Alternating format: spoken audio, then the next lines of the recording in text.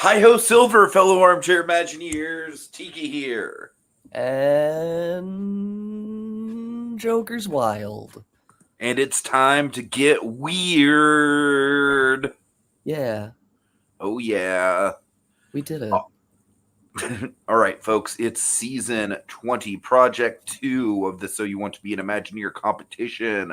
That's right, it is the namesake armchair Imagineering showdown of the channel. We have a lot of people in the comments here. We have LAB, Ace, Colby, OSU. Yeah, okay, guys, it's going to be a really interesting ride. But Joker, Yeah. First of all, I have a very important question for you. A very, very important question. Yeah. How was the toast that you just made? Oh, it was really good. It's a baguette with butter and strawberry jam, and I also have some pain au chocolat, which I haven't touched yet, but it's on the plate. It's waiting. I'm having a very French breakfast. Like 10 minutes ago, just saying, like, give me a minute. I'm making toast. Yeah, it took me a little longer to get back. I thought that was a really amusing detail. Well, I wanted to explain why, because I figured, like, usually you send me the link at 11 because we're always right on time. But I figured if I don't text you, that's going to be the day that you send me a very early link. So I figured I would explain preemptively just to avoid conflict. And I did, and I successfully made toast. I have tea. It's strawberry tea. It's okay. We're doing great. It's a great Monkey morning. Says, you know what they say, all toasters toast. I was gonna send you that. I almost sent you that. All toasters toast. The great bread ranking podcast. Sourdough French. It's yeah, everyone thinks sourdough, but pumpernickel's the dark horse. Oh, sourdough is the best, no question. No, I 100% agree. That should be everyone's number one. I mean, I'm kind of fucking biased because I do live in San Francisco. That's very fair for our sourdough bread. Unpopular opinion: rye bread without caraway seeds. Ooh, that is also very good bread. All right. I hope someone films a Hotel Mario reenactment at Universal Studios Hollywood. That'd be interesting. All right, so Jokers, this was a very hard project to judge for different reasons. Of course, the prompt was to come up with an overlay of a WDW Magic attraction, which serves as a parody of the attraction in the style of Weird Al Yankovic. Weird Al has to be involved in some way. He can be a cameo. He can be the whole thing. The teams went in wildly different directions with it. So what do you think right off the bat? As projects, they're very good. I don't think either of them quite did what you were asking for. I will say this is probably going to be the most challenging prompt of the whole season. Yeah. It was pretty tough. All right, we got Tegan in the chat, Monkey, also, as I said, OSU. I think someone said Shannon's here, so happy to have you all rolling in. Shannon is here. All right. Okay, so I like, as I said in my feedback, guys, this is going to be a really tough one to call because Team Eisner, once again, I feel really came out swinging with the presentation.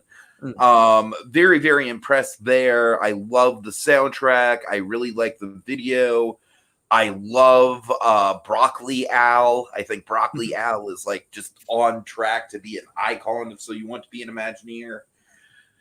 But with that being said, I got to admit, I do think that I felt like there were at least a couple elements of the Living with the Land project that felt maybe just a little dry. One thing I do have to note is that you guys did kind of talk about in your brainstorming, you talked about maybe being a little bit worried about the narration kind of overtaking things and not letting the narration overtake things. And I'm sorry to say this, but from my perspective, I don't really think, you were kind of stressing it, but I do think ultimately the narration did kind of overshadow the rest of the stuff here. I definitely agree. Like most of the presentation was the narration, so it took up a little too much. It was good. It was good narration. I think to get a little pretentious briefly, if we're talking about the characterization of Weird Al, I think it was a little quippy. Yeah, I agree. Like it was still really well written. I had a good time reading it. But you did rely on it a little too much.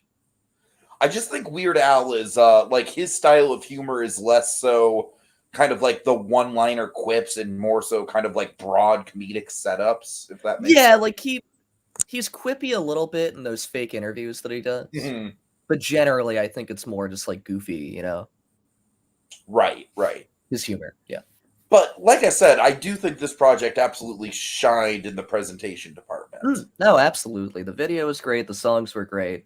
I appreciate that you guys wrote like 5 or 6 songs. You guys wrote an absurd number of parodies. So I appreciate it for that. And because of that, I think that this project was a little bit more in the spirit of what the prompt was asking for than the other project, which we'll get into later. I think you guys captured the spirit of Weird Al very well. I'm not sure I would call it a parody. But as a Weird Al attraction, that's another thing. I don't like. I feel like you had kind of the low hanging fruit of like, hey, this is the ride that people go to when the lines for other rides are too long. And I mean, to be fair, they that beat. Yeah, to be fair, they didn't really have a choice because they were stuck with Living with the Land, correct? Right? I get that, but at the same time, I feel like there's more they could have. I don't know. I honestly feel like they were on a good track when they thought about the fact that a lot of Al's songs are food related. Oh yeah. I would have liked to have seen more of that incorporated. I actually really liked sorry, finish for yours. Sorry. I was gonna say, like, honestly, like, instead of having the attraction be front to back with narration, it'd be fun if, like, you know, you could kind of somehow line up you know, you're floating along and you come I don't necessarily know how this would work. I don't really have the greenhouse memorized. Tiki is famously not a land fan, not a Living with the Land fan. I'm not really either, and a lot of people are. I love Living with the Land. I know you do. Great ride. I think it was in my top 3 when we did our ranking podcast. Okay, Colby says the songs are in the scenes as you go along. Oh yeah, no, they're done very well. I thought. I did like the somewhere in your brainstorming, and I didn't realize you guys dropped this until I read the project. You were talking about having Al kind of slowly insert himself into the ride until it goes all out in the barn. And I really like that idea, and I wish you guys did that instead of totally front to back loading it with Al. I agree. Yeah. Because I don't know, it's Weird Al, so it doesn't really make sense. But I like the idea of him just kind of like showing up and like inserting himself rather than like on the marquee. As in the end of the cliffhanger for the story from this past round. Yeah. Hey guys, I'm the leader of the not the water tribe, but the rainforest tribe now. Yeah. Yeah, I just like the idea of him kind of showing up and inserting himself better than him always being present. Yeah, because I mean, I hate to say it, but as good as the ride through video was, it did get a little bit repetitive because it was basically just kind of like a, you know, just back and forth, like, here's some serious narration and here's Al chiming in with a dad joke. Yeah, it was a lot of Al responding to the regular narration. I also want to say I love the video. Fine. Like I feel like that would get old really, really quickly. Oh like, yeah, absolutely. Not play on a re-ride. I also want to say I love the video, but it's really amazingly funny to me having like straight narration and then Pi coming in his normal voice saying, "Hello, I'm Weird Al Yankovic." Just reading all the Weird Al. It was really funny. Like an absurdist way. Yeah, I hear the video is great. I really appreciate that you guys did the narration. That was a really cool thing to add. And easy enough where it's I'm sure it didn't take you guys too long to do it. So it's definitely something that's more doable than not. Yeah. Okay, let's take a look at a couple of the components here. Yeah, I mean, like I said, just Broccoli Al in particular, probably the biggest accomplishment of this project. Oh yeah, yeah. And great concept art all around too. I know Pi did a bunch. Someone else did concept art, but I can't remember. I do like the inclusion of the Oh, Basket Buddy did some concept art, like the logo there. Yeah. I do like the inclusion of the Food Rocks characters, but I almost kind of feel like that could have been something that was more of a driving force in the attraction. Yeah, I like it as well, but I'm also a big old Food Rock stan. That being said, it does feel a little more memey than parody-y. Which or a little bit too in jokey, if that makes sense, you know. But I still appreciate the inclusion. It was a fun nod, but I don't necessarily think it was necessary, you know. All right. Any other notes on this one? No, I really enjoyed it. I think this is the one that captured the spirit of the prompt the best. Obviously had some issues. All projects do. But it was really great. It was fun to read. I had a swell time. Okay. All right, I'll go ahead and click this link so we can get the awesome logo. Yeah. And yes, Ace, there are dozens of us. Okay, the Hauntoon Mansion. This was really interesting. I mean, first of all, I do want to. I already kind of said this last night, but I really wish you guys would have gone with Soaring Over Arkansas. I think. Yeah. Not to talk about style perfectly. Not to talk about like unused concepts too much, but that was the best concept from both teams, and you guys really should. I wish you guys did that, because not even Arkansas, just soaring over like unassuming locations. Like, it just sounds really funny, very in the spirit, and that I think is a great parody.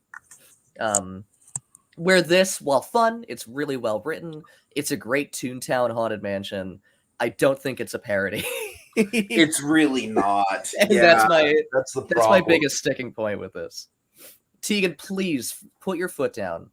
Like, and that goes for all of you. If you have a good idea that you really believe in, put your fucking foot down. I actually think that's an observation that I have been seeing with Team JPEG. Is I honestly feel like, because they are newer, they've been going for more accessible concepts, and ultimately, I don't know if that's really helping them. Yeah, Team JPEG is like, they're working really well. They're working. I think the brainstorming went a lot smoother this round than last round. But you're very keen to just go with the loudest person. Yeah, which is fine. Yeah. But like, again, like, if you have an idea that you really believe in, fight for it. You know, trust your gut. But I will say, I do think that, you know, there is some really solid concept art in here. But from a presentation level, I definitely think Eisner has the upper hand. Oh, absolutely. However, I really can't look at all of these just from the perspective of Eisner doing the better concept art and the better presentations, because I almost think that's to be expected with a team like Team Eisner, you know? No, absolutely. And it really, for me, does kind of come down to the actual concepts. And for me, like, I don't know, it's a real sticking point, because I agree that this is barely what we were asking for from the prompt. I don't think it is at all what we were asking for. But I still really enjoy it, but I don't think I had anything to really do with the prompt. Yeah, and I don't know. It's a sticking point. It's a sticking point. Yeah. That being said, I do ultimately think that out of the two ride-throughs, this one was my favorite. I really did like a lot of what this had to offer. I actually think I like this better than the actual Toontown Haunted Mansion that we did a few seasons ago. It's a great Haunted Mansion. Yeah, it's like a great tune overlay. It's a lot of fun. It's pretty well written. Though there was a little inconsistency in the Von Drake writing. But I liked all the characters you pulled. It got a little wink wink nudge nudgy when you brought in the kitchen crackpots. I don't think they had any business being there. But generally, I really like the characters you chose. I think it was a lot of fun. It just didn't feel like a parody to me. It's just like a really good tune overlay. God, I don't know. Like I feel like a Haunted Mansion parody would be like the Living Mansion, where it's just like a working mansion in the daytime, or like exactly right. Yeah, like obviously there are much better parodies you could do, or like something that sends up the original concept rather than keeping the core concept, but just adapting it to different characters. I don't think that's really a parody. All right, you know what's really stupid? What? So we went into this podcast kind of having our minds made up and like actually talking this through. Oh no. I don't know. Tiki, are you gonna make a problem for us? I mean, I really like the Toontown Haunted Mansion a lot. I really do. It's really well written. The concepts are great. But I mean, yeah, get Outbound. Oh no. Sorry. Outbound, do you want to come in here? Do you want to deliberate? I'll gladly send you a link if you can. Yeah. I don't know. Goddamn, I'm still stuck. I'm still stuck. I really am. I really am. No. So the situation in the Jokers, do you want to tell them the situation from the judges' lounge? Well, how much? Yeah, so I'll say this as vaguely as possible. Okay. Because Team Chapek knows. Eisner does not know. So Team Eisner has a very easy elimination. Team Chapek, frankly, has baffling nominations. We have no idea why these people were chosen. Yeah. So it puts us in a pickle. So that's kind of where we're at right now. Where before, we kind of knew where we were at. I mean, like I said, like actually, like there's obviously kind of like a difference in energy, you know, between like typing it out on a forum and now when we're actually talking about it. Shit. Yeah. I mean, Eisner did do a lot of work this round, and they really did go out of their way to keep to the spirit of the prompt. Mm. That's my sticking point. But at the same time, Eisner has a very easy elimination. This is true. This is true. Much easier than the last one. Yeah, Tegan, if you guys want to be like transparent, we can totally talk about the full situation. It's not a situation, but for simplicity's sake, that's what I'm calling it. We just weren't sure if we should like be, you know, like fully publicly talking about the entire elimination thing to the entire cast. But if you guys are comfortable with it, we totally can. Because yeah, Space isn't here. Surprisingly, I thought he would be. No, he said he wouldn't be around tonight. Oh, you're right. He did say that. I'm sorry. What are you feeling? Fuck. And yeah, Outbound on the off chance you want to come on, by all means. Yeah. Or anyone. Does anyone want to come on? I mean, honestly, do you want to flip a coin? No, we shouldn't do that. You know where my vote lies. It's the ball's in your court now. Yeah, but even if I He did give reasons, but I did not think those reasons were good, frankly. Even if I did side on your end, it would still be a 2-2 vote. Yes, it would. Why don't we keep them how they are so we don't have a tie? Okay. It's simpler. It's an easier elimination. That's fair enough. So with that in mind, folks, you can tell that this was a really, really, really fucking close round. But the winner is going to be Team Chapek. Yes, by a hair. By honestly, it's so close. Yeah. So congratulations, great job. Okay, so I want to actually give Team Chapek a little bit of a reward. All right. Yeah. And so with that in mind, I am going to go ahead and set up their brainstorming thread for Project 3 now. Wow. Yeah, so they can have a little bit of a head start there. Yeah. So, of course, we still have to get to the elimination. Yes. And Walt's Vault and everything. But for those of you who are watching, I did, in fact, on Team Chapek. It is up right now. All right. Get there. We will get there. Yeah. Okay, so let's address a couple things. Firstly, the nominations.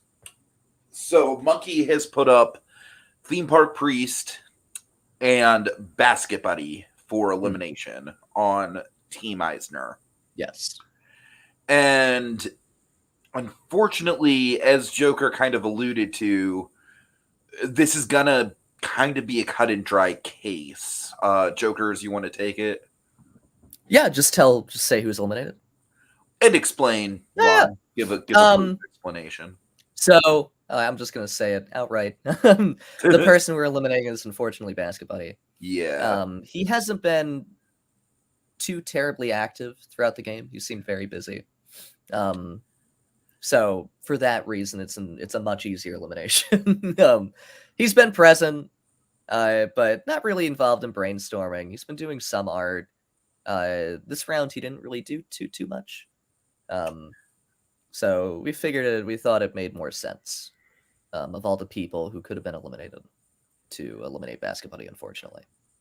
Yeah, and it's one of those situations where the first couple days of the game, I really thought that Basket Buddy was coming out swinging. And I'm sure he was, but I'm sure this is just a situation where work probably got the better of him. I don't want to say too much about this, but he alluded to in his diary room, he did allude to the fact that maybe his work was kind of preventing him from even being on social media all that much. So with that in mind, I obviously don't know the full extent of that situation, but I do think that this is probably for the best on his end. Because I would hate to have him stressed out between, it seems like he's doing really well for himself in his own career, and I would hate to have him stressed out and kind of having to juggle the two sides. Yeah, unfortunately, I think this works out for the best. Yeah. Real life gets in the way sometimes, and that's a-okay. I'm gonna kind of go back to a Survivor All-Stars moment that's always stuck with me. Really? Which one? Right after in the second episode, right as all the teams are gathering for the reward challenge, and they're all figuring out who was the first person voted out. And Richard Hatch sees that Tina was the first person voted out, and Richard just has this really big reaction, like, Tina, oh my god, wow. And so I don't know if y'all remember that, but Hatch, like, kind of, he knew right in that instant that that's kind of like a game on moment. And I don't know about. I think that's the case here too, because Basket Buddy, by all intents and purposes, I mean, I'm sorry, Basket Buddy, I don't mean to like make light of this situation, and I am very sorry that you did get eliminated, but yeah, I don't know. I think this kind of officially make you, Jokers, the best player ever. Don't tell me that. It's gonna go to my head. And I'm sure no one else would agree with that. Like statistically, I'm just saying. Statistically, yeah, the math checks out. Statistically, like you've won twice, you've got into the end pretty much every season. Statistically, every time I play, I make at least the semifinals. Right. So that very firmly puts me at the top of the bracket. So all my message to everyone in the comments is catch up. It's tough having this much talent in this depressed of a mind. God. One thing Outbound mentioned us in our group chat, because we do have a group chat that you cannot come to, was teasing who might have been eliminated if Team Chapek lost, and I think that's a good idea. Ooh, man, that's I mean, you want to just get into it? You want to just break it down? I don't want to go into too much detail because I don't want to upset anyone. Sure. But I think it's worth mentioning at the very least, because as we know, when there is an elimination, this doesn't usually happen, but technically the team leader is also up for elimination. So honestly, we didn't agree with any of these nominations for a variety of reasons. One person has been a very strong competitor throughout the game. The other person, while not fully active, is very much coming into their own. And that other person also was really, really strong in the first project. Yeah. Like, yeah, they're doing really well. They're definitely falling into it. Yeah, they're definitely falling into it. So because of that, honestly, if Team Chapek lost, it might have been the team leader going home. Yeah. And by home, I mean to the homepage of WWE.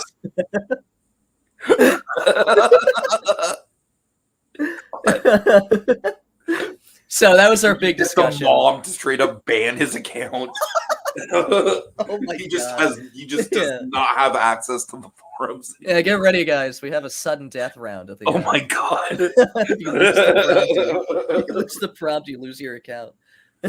So nominations matter, guys. I don't want to point fingers. I really don't. But there's a couple people in particular on Team Chapek. I don't want to say they haven't been pulling their weight. That's not accurate. They've just been a little bit behind in the activity department compared to the rest of the team. I get the sense that Space was kind of trying to protect those people. But by doing that, he kind of put himself into a position where it was a really, really difficult call either way. Like, there was no good answer, but it probably would have been him going if Chapek was the loser. So, yeah, that's... Sorry, I'll be with you in a moment. I'm eating toast. He's eating toast, everyone. Oh, my God. Okay, so yeah, that's definitely something to consider moving forward, folks. Yes. Your nominations are a very important thing to factor in. But, I mean, that just sort of shows how good what's going on. There it is. How good, how well everyone's playing. Where even if you're not fully contributing, as long as you're pulling your weight, as long as you're like doing your best, we are still seeing that. We are still very, very much aware. So it's okay to have an off week. Sure. Obviously not really later in the game, but here, if it happens, if we still see you pulling your weight in other ways, and I'm still factoring in eliminations as kind of like I factor in kind of the whole season, at least on my end. Oh yeah, and that's very fair. I mean, I think that's pretty much what usually happens, Sure. At least to some extent. Okay, so let's talk about what's going to be everybody's favorite freaking project this season. Yeah. Get ready. So the goal of this project this time around Obviously, it's Avatar themed. I'm sorry, guys. I know you're all not big fans of Avatar, but Way of Water is making all the money in the world, just all the money. It's super popular. And sometimes in Imagineering, you have to you get assigned stuff that you're not necessarily passionate about, and this is an example of that. All right, so essentially, the goal of this project is to take a footprint of Disneyland, which I'll go over in just a second, and turn it into a second Pandora, the world of Avatar. That footprint that you're looking at for Disneyland is going to be everything from the Innovations building in Tomorrowland all the way up. You're going to have all of the Sublagoon to work with, all of Autopia to work with, and all of the motorboat cruise lagoon area to work with. The biggest factor this time around, the big thing that I'm going to be stressing above everything else, is going to be realism. Because this is an area of real estate in Disneyland that is honestly one of the very last really major expansion points that the park can build upon. And even so, you have to get rid of a lot. Now, there are some things that you're going to have to consider here. I have it all laid out in the prompt itself. You're going to have to consider making a station for the monorail and the Disneyland Railroad that fit within the theme of this new land. You're also going to have to make the decision of if you want to keep any of the existing structures or just bulldoze everything and start from scratch. I would personally recommend the latter. The tricky thing is, of course, the Sublagoon. Just to go over the quick little semantic detail, that the Sublagoon, the show building of the Sublagoon, is directly under the Autopia tracks. So if you're going to do anything with the submarine voyage inside of that Sublagoon, then you won't be able to build much of anything on top of it, if I'm making sense. So you just got to be really careful right there. Like, I just want to make sure, I want to stress that people aren't using both the show building space that would have been used for the submarine voyage and then having a big e-ticket show building on top of that show building space. Because that's just not viable from a construction point of view. Let's see. Any thoughts on your end about this one, Jokers? Yeah, you do have to work in the phrase, you need to learn the way of water. For this to be a winning project. So do keep that in mind. We do have to work in the phrase, you must learn the way of water. Oh my God. Or I will also accept, we must become Avatar 2, the way of water. That's okay too. All right, I'm going to go ahead and start up. I'm going to go ahead and add that to the prompt. Go ahead. Yeah, good. Go ahead and start up Team Eisner's project. Conversation. Good luck. And there we go. Godspeed. All right. So just a couple more notes. One very important one. Oh, no, sorry. Oh my God. Y'all don't want to see me shirtless. I'm sorry about that. We didn't see it because you you have your screen shared, so none of us saw you shirtless. Oh, okay. Okay. Right. Okay. I'm sorry. All right. Okay. So, biggest thing with this project, it's going to be double elimination. And that means that both teams will be losing a member this round. And it's evened out. Both teams have 7 players left. So It's an even number now. But to incentivize y'all to do the best that you can, Avatar 2 Tiki shirtless. Guys, the thing is, like, my grandparents crank the heater up in my room, so that's honestly why I've been doing my specifically in Tiki's room. It's no, you don't understand though. My 65 in the rest of the house. My room is like one of those rooms where it's like way more insulated than the rest of the house. Oh, so, yeah. So like in the summer, I get the air conditioning a lot harder than the rest of the house, and in the winter, I get the heater a lot harder.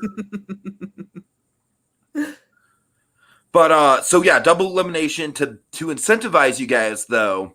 The winning team, the project leader, along with their choice for PO MVP, will both be immune for Project 4. Okay. But like I said, there will still be a winning team, but both teams will lose a member. All right. Last thing to know is I'm just going to go ahead and tease Walt's Vault, which was opened by Ace Astro. Lizzie May B passed off the key to Walt's Vault to Ace. Ace went ahead and opened it, and he received the power of Leota's crystal ball. Uh-oh. Ooh, spooky. What this means is that with Leota's crystal ball, you have to... I'm sorry, I know you don't have to do anything. We essentially sent Ace the next 4 prompts. Oh my god, really?